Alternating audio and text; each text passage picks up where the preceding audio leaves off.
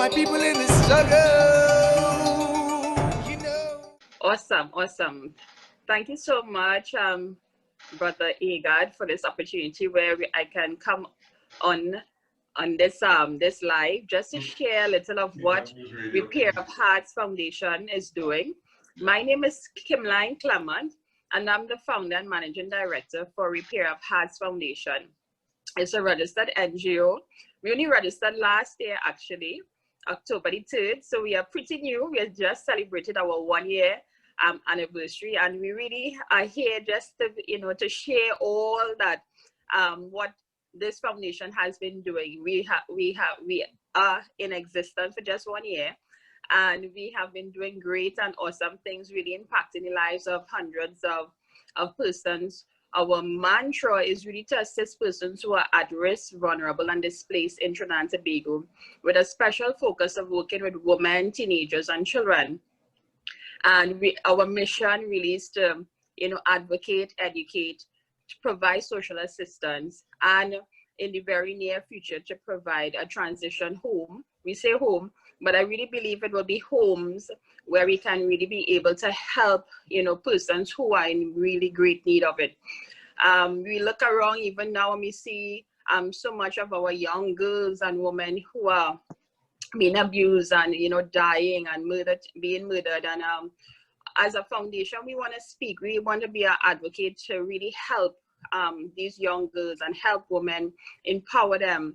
And it's really, even right now, we stand in solidarity and we pray justice and peace for those women who have lost their lives and the loved ones who are hurting even now. And we just pray God's peace, and strength during such a time. No one, we can say how much words, but no one can really, know how these families are feeling at this time. And I know several women who have worked with any level of abuse and the stress that they have gone through, and even one recently who would have died because of violence. So it's far-reaching. So again, we say God's strength upon such families who have been really lost a loved one because of violence. Repair of Hearts is we provide various services in terms of emotional and mental support, social assistance. We have something that we call that we do every year, our annual Christmas treat. We had it last year and we impacted 100 families within various communities. This is where I would probably want to introduce Ms. Valdeen Shears. She's one of our, we call her ROHF Beneficiary. And Valdeen, I want to just bring you in one time just to share with the people, what this foundation has really done and how it has impacted you and your family.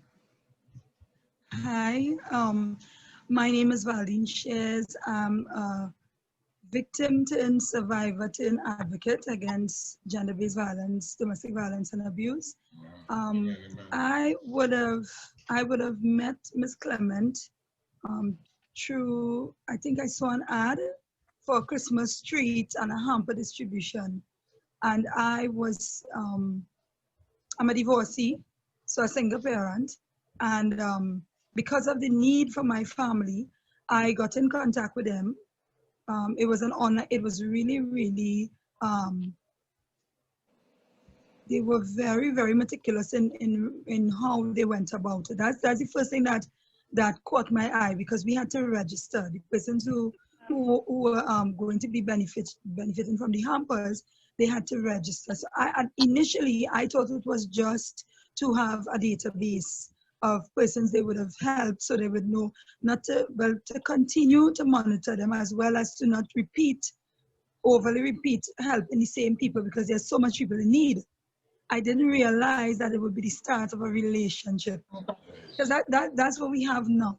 We have a relationship, and it feels good knowing that when you're in need, because a lot of times persons who are in need, your dignity comes into question when you're in need, according to how the organization approaches or offers the assistance. I am a professional journalist, so for a lot of people, they tend to think because you have a career that you are supposed to be better at managing your resources, and that your situation's supposed to be a lot better than it probably is. But that wasn't the case with me. I had a family crisis, a huge family crisis, and Repair of Hearts stepped in when I needed help. And it wasn't just a hamper to me when I got it. And then they formed this WhatsApp group. And now I have sisters. I have sisters until I join in sisters to the group. Like every week. Yeah. So because I know how I felt when I was in need. Sometimes you feel so all alone when you're facing whatever situation. And I know because I have given my life to God, because I found him, well, he has always known me. I walked away sometimes a little bit. But because I always had a relationship with God, I was able to have spiritual strength, even in dark times, to still hold on.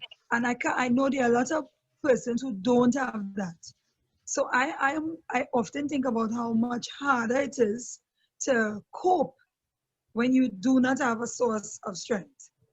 So Repair of Hearts has kept us going. A lot of the women on our chat, we know it's an open line where we can say what needs we have. They try to meet it as best as they can. We also and I know of other persons who refer persons to them. And Ms. Clement, I mean, unfortunately, because of COVID-19, we were not able to meet in person and have those me moments, because mothers need a me moment every now and again. Yes. I need one right now. I need one right now. Because they are all home. Right? Yeah, trust me. So we had that one occasion just before COVID restrictions stepped in, and it was so welcome.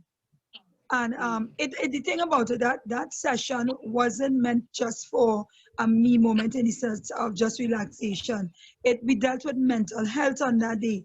And that's a factor in any situation, whether it's verbal abuse, whether it's domestic violence, whether it's just lack. There's that issue of mental health and how you cope. So getting that true Repair of Hearts really, really was a good thing. And I'd hope that we would continue on different topics. But I think we'll have to continue it online, Ms. Clement. Yes, because we know what we face in new normal is social distancing, so we can't meet and do the spa day. I think we could probably just do our spa days at home and show everybody what we do, you know. It has to be something like that. But I want to say, I'm sorry I have to run because I have to get to my kids' school to collect their devices. I just want to say that it's the first time that I've been with an organization that did follow up, that continued a relationship after they gave you a hump.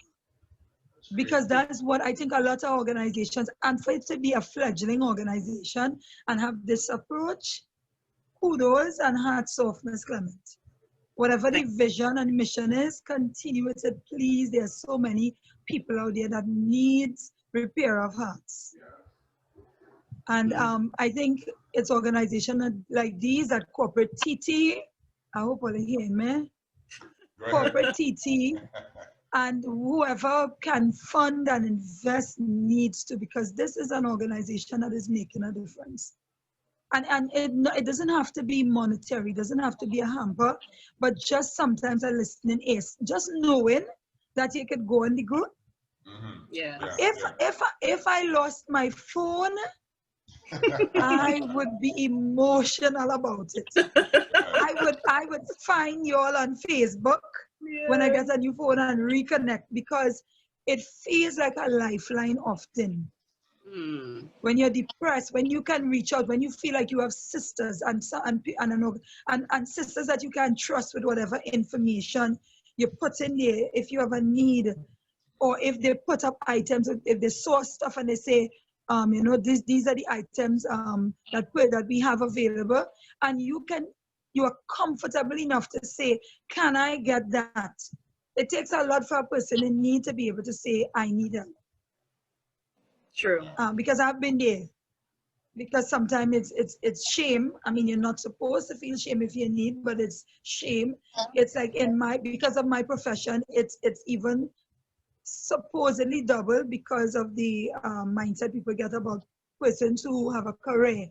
You're supposed to be all well put together, Right. you know, but life happens. True. And I want to say thanks to Repair of Hearts for being sort of like a new family to me and my children, because my children have met them. My eldest daughter, I immediately joined her. Mm-hmm. Who is married now? Wait, Miss Clement, I did not tell you she got married on the 4th of November. Wow, congratulations. Yeah. Awesome. Well, you know, Yes, and I have pictures. Excellent. Yes, I have pictures. So yes, I'll put it. I That's forgot to probably put why it it's up on going the like chat. that too. Okay. Yes. So well, there's Yes. grandmommy glow too. There's grandmommy I glow. know. Yeah. I'm happy. And I'm she's happy. and she started a job, an OJT job on the 1st of Wow. December. It's like everything. A blessing Yes, after so she blessing. finally got the call. Yes, and I will be babysitting my granddaughter so from next week. Excellent. So yeah. On a quickly on another note, I was a finalist for the Angostura Champions Awards. Mm-hmm. I cannot speak about it because it's going to be televised on Saturday at 8 on CNC3 and TV6, the finals. The results. And also, if you notice, I'm wearing orange, Yes. a lot of orange, because the theme for the 16 days of activism against gender-based violence is Orange the World.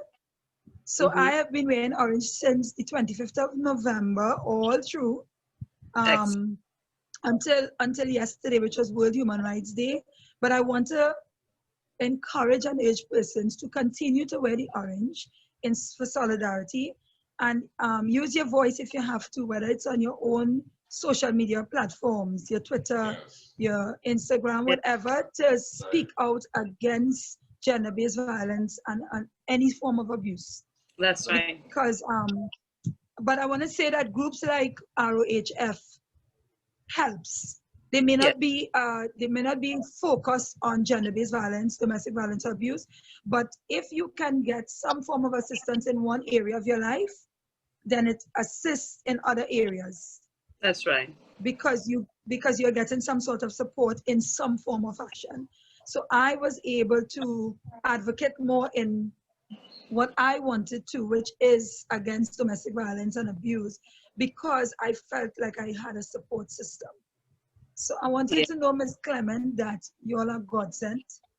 Continue to do it, even when it feels like you're not sure, even if you have any moments of doubt, even when the funding is not coming in, because there's a real need for organizations like yours. Amen, amen. Well, thank you so much, Ms. Valdeen. You know, you really blessed me and encouraged my heart. And my mind was just going back to when God really would have given this vision. And it's like, how this is going to be established, where I'm going to get funding for this transition home, where the people going to come from. Yes, I've been doing community work for all these years, but this is something new, you know what I mean? And change is inevitable, and when it comes, it's like, me, Lord, why not somebody else? But I just, ran with it. I remember even last year when we registered, just in the month of October last year, 2019, and then it was like, I just heard, have a Christmas treat in December, and I'm like, a Christmas treat, okay, all right. In 2 months, in 3 months. Exactly, When organizations probably started from the year soliciting funds. I am telling you, so we had no money at all. And then, but you all had God. But you all had God. Exactly. Which is the biggest and financial provider. Yes, he made a way. And because of that Christmas tree, that is where all these sort of wonderful relationships with yourself and all the other women. And look at how 2020 went, because with this COVID, early March. So had we not formed those relationships in 2019, December there, we would not have, have been able to make such a great impact. because just for 1 year and being able to, have seminars and workshops and with regards to, giving out hampers on a weekly basis and so forth, has really been a great, how should I say, a great stretch, really rewarding. And then hearing such testimonies like yourself and many others where, what we do. And I really want to say even thanks to the directors that stand with me, because I really can't do all of this by myself. And the volunteers, and those who would have assisted us, both individuals and corporate Trinidad, in every way possible. Even as we celebrate our 1 year, we really want to say thank you. And even as Ms. Shears would make mention of, we still need more support. Even though it's COVID, we are saying that we want to continue with reference to having our annual Christmas treat. It will be done in a different fashion. We are looking at having it on the 20th of this month, December, and we are looking to provide food hampers. We want to provide in terms of clothing and toys. So even though COVID is taking place, persons still need meals. They still need to have a great Christmas. Right. And we really want to encourage persons, individuals, as well as corporate Trinidad, in whatever capacity. We are asking if you can give as much as if it's $20, $50, whatever amount. We always say, sometimes we say it's not the big amount, but the small amounts really do make a difference. So if it is you want to make a contribution, you can, in our bank, we have a bank account. You can deposit within our Republic Bank account. Our number is 2908026841. Number again? At any Republic Bank, the number again is 29080268401. All right, so that's if you want to contribute towards our Christmas treat.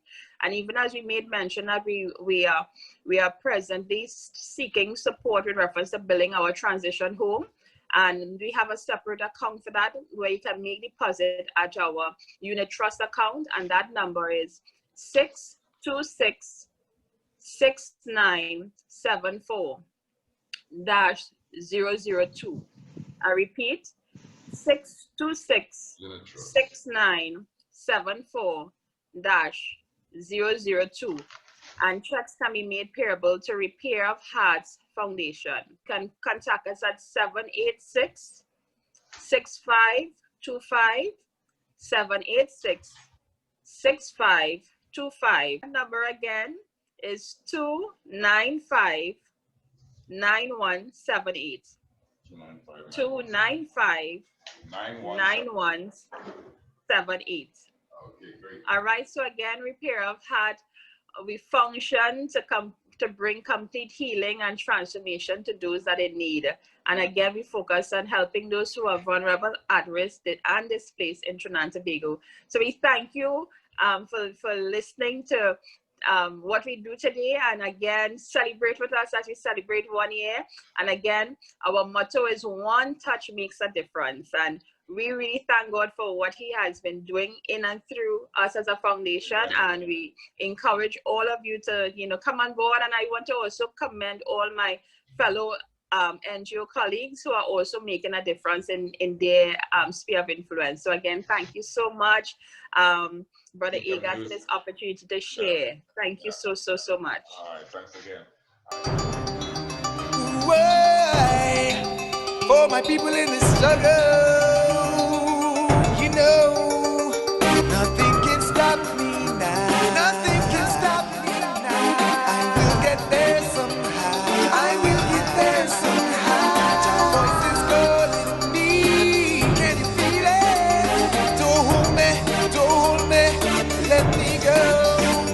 Long before I ever came into existence, in my mother belly resting, this because was predestined to undergo many trials and testing, to make sure when I step into this world I be a blessing. So move out of my way.